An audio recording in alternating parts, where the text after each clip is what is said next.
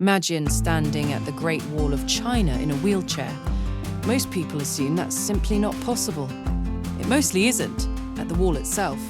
But what surprised us far more was something else entirely. Two of Beijing's top luxury hotels, and neither one will tell you the basic accessibility details you actually need before booking. Welcome to Xplore Discover, your world's one-stop hub for reliable, accessible luxury travel. Let's start with getting there. Beijing Capital International Airport is roughly 45 minutes to an hour from the city centre. By expressway, the airport itself has lifts, accessible restrooms, and wheelchair assistance available through ground staff. You can request this in advance through your airline. The airport express rail line into the city has step-free access at its stations and is generally the more predictable choice over taxis during rush hour traffic. Beijing's subway network, which you'd use to get around once you're settled, has been significantly upgraded for accessibility ahead of hosting international events, with lifts at most central stations and staff on hand to assist with boarding ramps. Now, the Great Wall itself. We have to be up front. This is one of the toughest accessibility challenges we've covered on this channel. Most sections involve steep, uneven stone steps that simply cannot be made wheelchair accessible, and no amount of research changes that reality. The Badaling section, the most visited, is genuinely the most wheelchair-friendly part of the wall anywhere near Beijing. There's a dedicated entry ramp nearly 180 meters long, plus an elevator that together bring wheelchair users up to the first watchtower. From there, a special flat rampart lets you continue rolling along the wall itself for a short stretch through a couple more watchtowers. And here's the detail worth knowing specifically. The cable car at Badaling is wheelchair accessible too, with assistance from staff, and can carry you up to a higher viewpoint for those sweeping views without needing to manage any of the steps yourself. Accessible restrooms are available at both the main entrance and the cable car station. Beyond that point, the honest limit kicks in.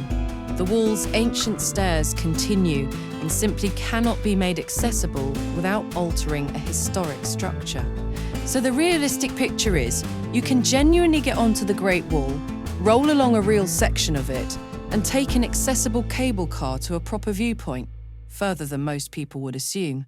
But the full length of the wall stays out of reach. That's still a meaningfully better experience than most travellers expect, and worth knowing before you assume a wheelchair rules out the Great Wall entirely. Where we expected things to get easier is where you'd actually stay. And this is where we have to be completely honest with you. Our first hotel, the Grand Hyatt Beijing, states in writing that it's committed to providing equal access and opportunity for individuals with disabilities. That's a real published statement. But beyond that sentence, there is nothing. No accessible room category, no photos, no measurements. We clicked through their own website's accessibility filter ourselves, and it led nowhere. This isn't unique to this property. Hyatt as a hotel chain has a well-documented reputation among accessibility specialists for not listing accessible rooms or suites on its websites, even when those rooms exist. Our second hotel, the China World Summit Wing, a Shangri-La property on the upper floors of China World Tower, is unfortunately no better in this respect. Third-party travel listings mention handicapped accessible rooms as a general amenity, but the hotel's own official site doesn't provide a dedicated accessibility page, specific room type, or any real detail either. Rooms here do run large, averaging 65 square meters, which would matter a great deal for wheelchair maneuverability if we could confirm the room actually has the features you'd need, but we can't. Not from what's published. So here's our honest takeaway on Beijing's luxury hotels. The general infrastructure of the city itself, the airport, the trains, the subway, is genuinely well documented and reasonably strong. But when it comes to these two 5-star properties, You cannot rely on their websites to tell you what you need to know. If you're considering either of these hotels, phoning or emailing directly, and asking specifically for photos and measurements of any accessible room isn't optional here. It's the only way to actually find out. Let's talk food, because Beijing dining deserves its own honest note too. Many of the city's most famous restaurants, particularly in older Hutong neighborhoods, involve steps at the entrance or cramped seating with little room to maneuver. Modern hotel restaurants and those inside shopping complexes, like the one connected to China World Summit Wing, tend to be the safer, more accessible choice.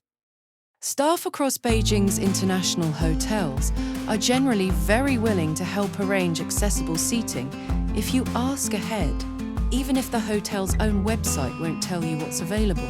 Use our hotel accessibility checklist, linked in the description below, to ask the right questions directly, because in this case, that's genuinely the only reliable path to an answer. This video contains an affiliate link to travel payouts in the description. If you book through it, we may earn a small commission at no extra cost to you. Next week, we're heading to Tuscany. Thermal spas, historic hotels, and an honest look at what's genuinely accessible in one of Italy's most beautiful regions. Thank you for watching Explore and Discover, your world's one-stop hub for reliable, accessible luxury travel. Where would you like us to explore and discover next? Let us know in the comments below, and don't forget to subscribe.